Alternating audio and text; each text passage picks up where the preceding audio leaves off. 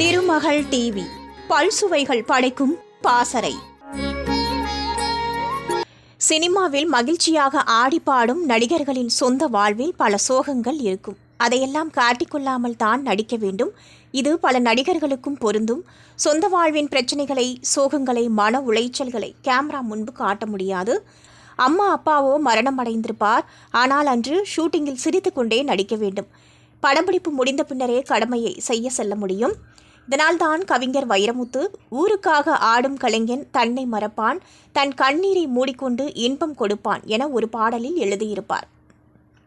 கலைஞர்களுக்கு மட்டுமல்ல, இது பாடகர் மற்றும் பாடகிகளுக்கும் பொருந்தும். தமிழ் சினிமாவில் பல இனிமையான பாடல்களை பாடியவர் சித்ரா. சின்ன குயில் சித்ரா என ரசிகர்கள் அழைப்பார்கள். இவருக்கு திருமணமாகி பல வருடங்கள் கழித்து ஒரு மகள் பிறந்தால்.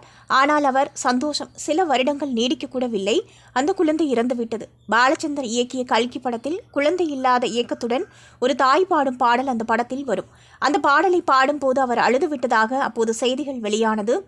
இதுபோன்ற சம்பவம் பின்னணி பாடகி பி. சுசீலாவுக்கும் நடந்திருக்கிறது.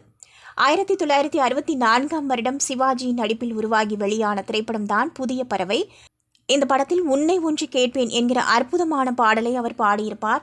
அந்த பாடலில் காதல் பாட்டு பாட காலம் இன்னும் இல்லை, தாளாட்டு பாட தாயாகவில்லை என ஒரு வரி வரும். இந்த வரியை பாடும்போது பி. சுசீலா தன்னையும் அறியாமல் கண்கலங்கினார். இதற்கு காரணம் இருக்கிறது.